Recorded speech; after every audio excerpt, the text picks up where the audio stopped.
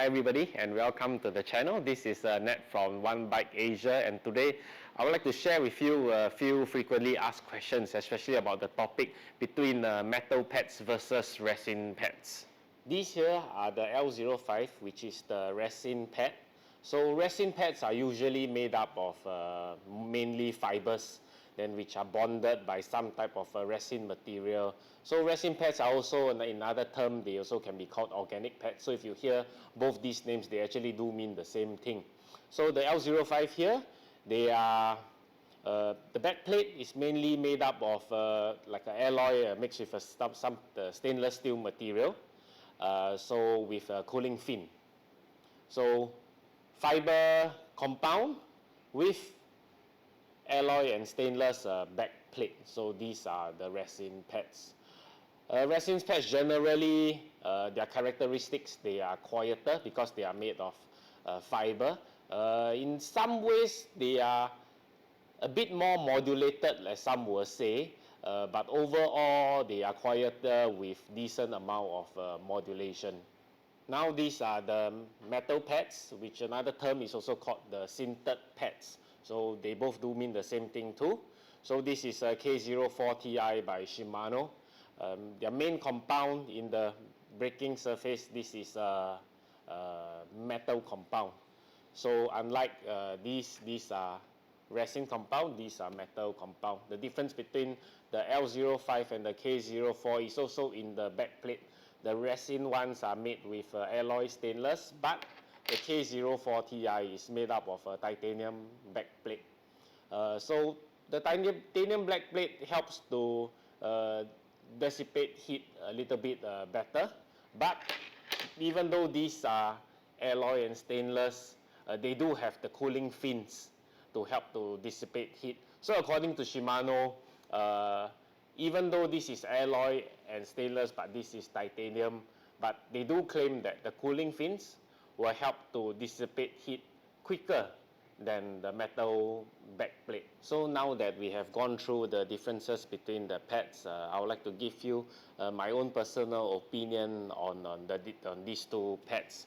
So in my own personal opinion, if you want to upgrade your brakes, these are the cheapest way you can do it to upgrade your brakes. And why I say so is because I'm a big fan of the metal pads. Metal pads have better braking power.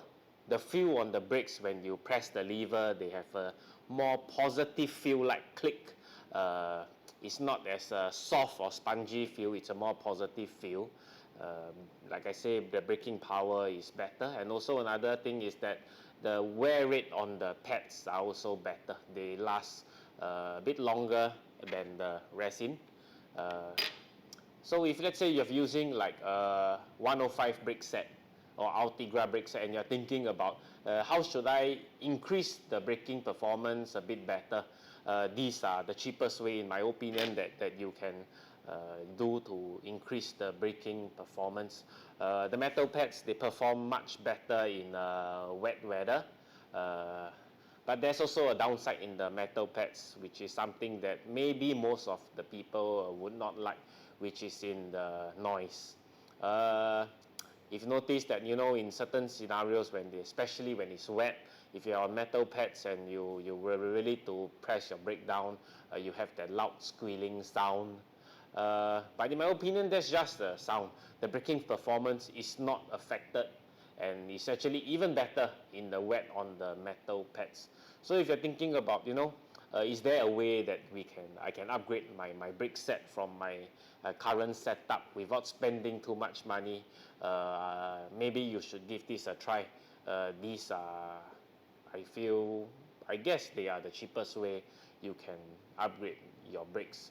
So, if you have not tried the metal pads before, I would suggest maybe you should, when your current pad wear out, maybe you should try the metal pads at least once, and you can get a feel of the difference between the resin and the metal.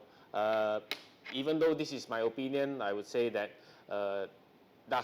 it doesn't mean that everybody would like the metal pad. The resin pad still works in a very, very good way, and compared the resin pad, from example, 10 years ago when mountain bike, when there was no disc in in road bikes, only disc brakes in mountain bikes. Examples is maybe 15 years ago or 20 years ago, where this was just introduced to mountain bikes. So we were on brakes like the Dure brakes back then, or the LX brake back then, and you didn't want to spend another $300, $400 or $500 to upgrade your brakes. Like example, from Dure brake, I can upgrade my brake to a XT brake.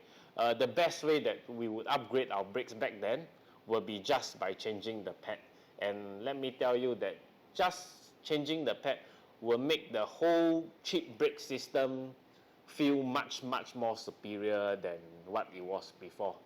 So this is just my personal take on the difference. Do give it a try.